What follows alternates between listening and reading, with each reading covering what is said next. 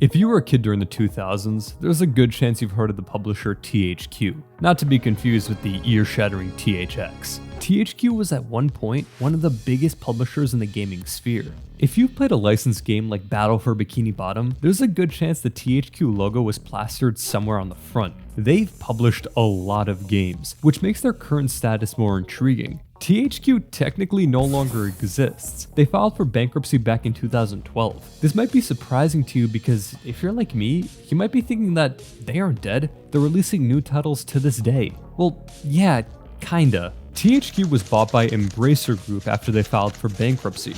Quick side note, Embracer Group was on a massive shopping spree recently where they were just buying up a ton of dev teams and publishers. I have no clue how they had the money to buy all of these companies and IPs. Anyway, that's why they're still technically making new games and remaking old ones. Enough about their present, I want to talk about a title that they produced, which was one of the many reasons they ended up broke as shit. To put the blame of bankruptcy on just a single title would be unfair, but it definitely played a role, as at the time, THQ was investing in failure after failure, from tablets for the PS3 and Xbox 360, to poorly selling video games. They weren't in the best place financially, to put it lightly. The title I want to be focusing on is a game called Homefront. I really hope the bells in your head are going off after hearing that title.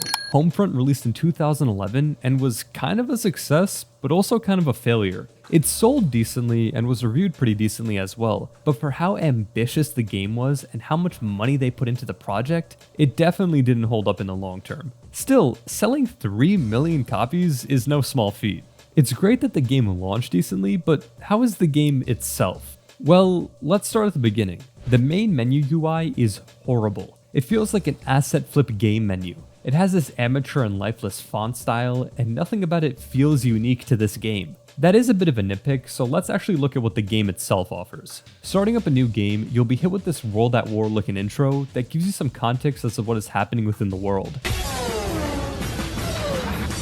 It is really stylish and very eye-catching, but it does feel like a less polished version of the World at War intro. One thing that caught me off guard was how the game explained events that happened in the 2020s, like the US dollar losing value very quickly and pandemics that caused major issues to the world economy. This game came out in 2011, mind you, so either the writers took some incredibly accurate guesses, or they're straight up wizards. Honestly, both seem plausible.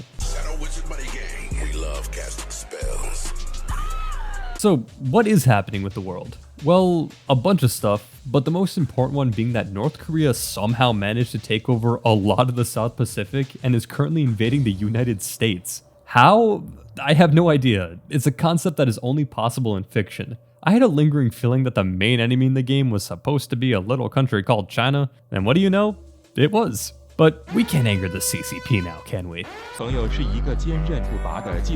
So, North Korea has basically taken over America. You play as a man named Jacobs in Colorado who was taken by force onto a transport bus headed to somewhere. You pass by North Korean soldiers rounding up, beating, and killing the citizens of this town in Colorado. I gotta give some positives to the game here. This section was pretty well done. The brutality on display is kind of harrowing, like how a child's parents were killed right in front of his eyes. After being shown the cruel section of the museum, your bus is rammed by a semi. A couple tumbles can't stop Jacobs, who is still alive, and is rescued by a resistance group looking specifically for him, because he used to be an Air Force pilot. This is where your adventure through North Korean occupied America begins. You join up with this resistance force and take the fight back to Kim Jong-un. Pretty great start to the game, I must say, but that can't be said for a majority of the rest of the game. Let's dive into the gameplay first. It's your typical late 2000s, early 2010s FPS. You do as you're told, point, and shoot. Speaking of point and shoot, the gunplay is so strange. The guns have no real weight to them, which sounds like a journalist trying to act smart, but I mean it. Full of the exaggerated swagger of a black teen. I can't really describe how strange it is to shoot the guns in this game. The guns sound amazing and have some really neat designs, but actually using them in combat left me feeling frustrated. Firing on enemies would sometimes not register at all, and I would have to waste a ridiculous amount of ammo just to kill one dude. It also doesn't help how slow your character moves. It might just be because newer games have basically mastered movement in first-person shooters, but it felt like I had a cinder block tied to my leg. Moving between positions meant I would absolutely get shot because my character doesn't understand what urgency means. Well, I can't read! The moment-to-moment gameplay was also incredibly frustrating. 98% of this game is just following people and waiting waiting for orders. You follow a teammate here, shoot for a bit, follow them there, shoot for a bit. At one point, the game gives you a helicopter and lets you fly it all on your own. But what should have been a moment where you could take down enemies as quickly as you'd like, ended up being just another follow your teammates mission. And God forbid you go a little too far away.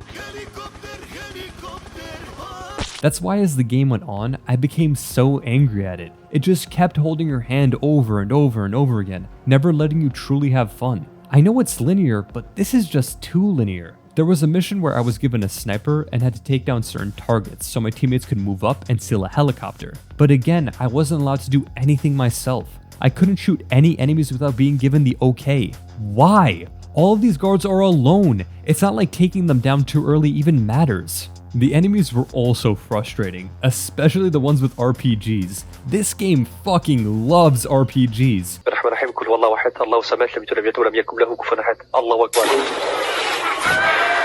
I was blown up so many times in this game because they immediately target you with accuracy more precise than snipers. The gameplay was really not great, but what is seen as a problem was kind of a blessing in disguise for me: the length of the game. This game is ridiculously short, so short in fact that I was able to beat it and get a refund for it. I saw this as a complaint in the Steam reviews, but if this game was say 8 hours, I would have given up pretty quickly, because 8 hours with this kind of hand-holding floaty gameplay sounds like pure torture. But what's even worse is how this game is paced. It somehow manages to fly by at breakneck speeds, even making it so that the game goes from daytime to the dead of night in a matter of minutes, but also manages to feel so agonizingly slow. I think it has to do with how similar most of the levels feel in this game.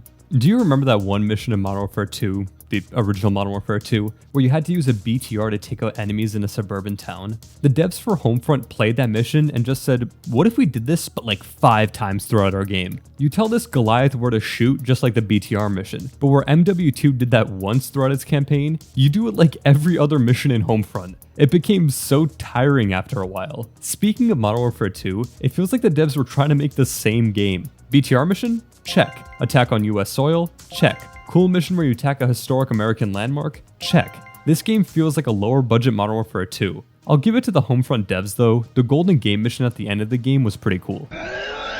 Tying all of these strange gameplay choices together is the game's story and characters. That is not Kim Jong-un. The story is already ridiculous, with North Korea managing to invade the US and succeeding for the most part. But what I think is even more hilarious is the fact that this game is basically just Red Dawn. If you don't know, Red Dawn is a movie where the US is invaded by Russia and Cuba, and a group of teenagers band together to resist their invaders. While the movie is definitely US propaganda that was on the rise during the Dark Lord Reagan's reign as president in the 80s, but punitive tax policies and excessive and unnecessary regulations, plus government borrowing, have stifled. it is still a fun movie. The idea of the US mainland being invaded and fighting back is this weird fantasy for some people, where they want that to happen because they think it'll be just like the movies, and little Dark Ages playing in the background and shit. And I honestly think it's because the US hasn't been invaded since the War of 1812, and most Americans don't realize how brutal and savage war really is. The guerrilla fighters I mentioned earlier are Boone, Hopper, Connor, and Rihanna.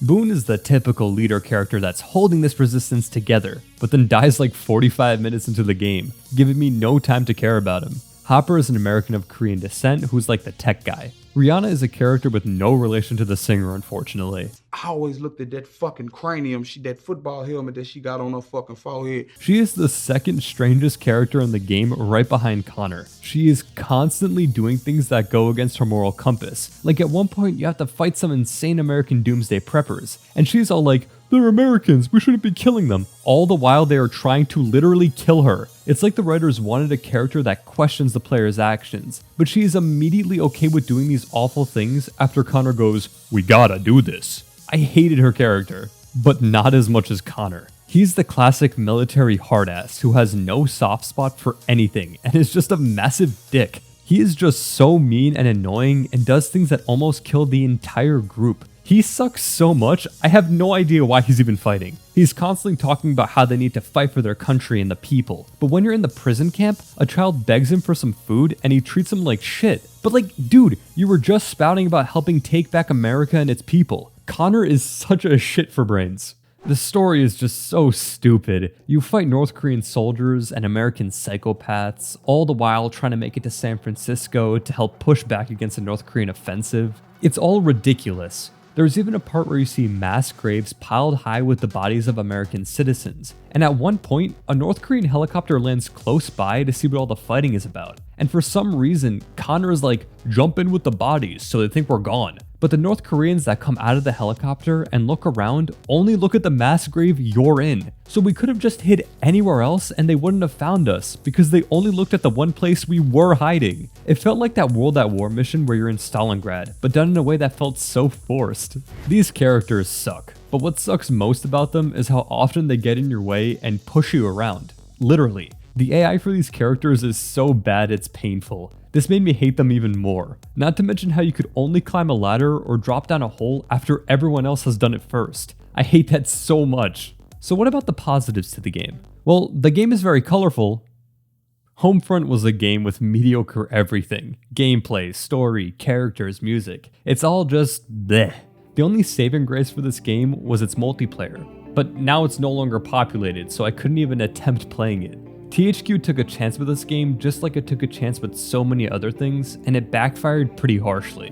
While still selling well, it wasn't enough to save the company from the hole that is bankruptcy. THQ sold itself and so many of its IPs to other companies, including Homefront, which was bought by Crytek, who made a sequel to it, which was also not very good. I will say though, the marketing for Homefront was pretty cool, but it too was enough to launch THQ back into stardom. A shame really. At least we can take solace in the fact that Embracer Group is keeping many of THQ's IPs alive.